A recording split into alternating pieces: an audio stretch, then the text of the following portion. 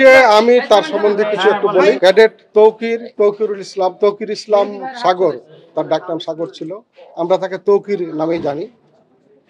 সে আমার বন্ধুর ছেলে, তার বাবা আমার ক্লাস ফ্রেন্ড, আমারও বাড়ি একই এলাকায়, আমার গমস্তাপুর উপজেলা, তার শিবগঞ্জ উপজেলা।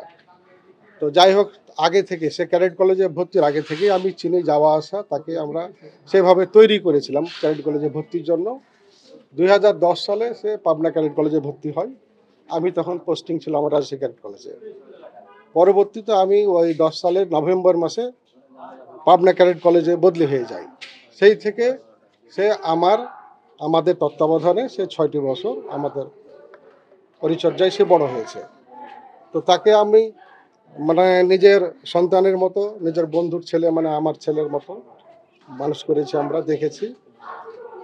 তো সেই জন্য সে কখনো মানে ক্যাডেট কলেজের যে নিয়ম শৃঙ্খলার প্রতি কোনো সময় মানে ব্যত্যয় ঘটায়নি। সে কোনো ইনডিসিপ্লিন কোনো কাজ করতো না, খুবই শান্তশিষ্ট এবং অত্যন্ত মেধাবী ছেলে ছিল আমার।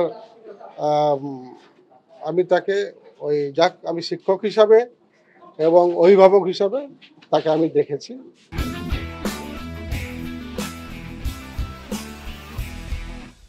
তাকে আমরা ওখান থেকে ক্লাস মানে ইন্টারমিডিয়েট পরীক্ষার পর 2016 সালে আমরা তাকে ওখান থেকে বিদায় দিয়েছি ক্যাডেট কলেজ থেকে। আমার নাম মোহাম্মদ মনিরুল ইসলাম। আমি এখন ওই কলেজেই আবার ভাইস প্রিন্সিপাল হিসাবে এখন দায়িত্ব পালন করছি। আমি এই জানুয়ারি মাসে আবার যোগদান করেছি। তখন আমি ছিলাম 10 থেকে 22 সাল পর্যন্ত পাবনা ক্যাডেট কলেজে।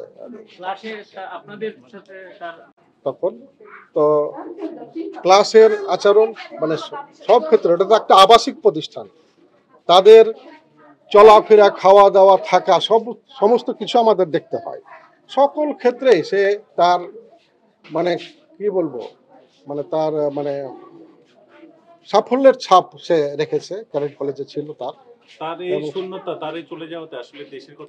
অবশ্যই তার এই মানে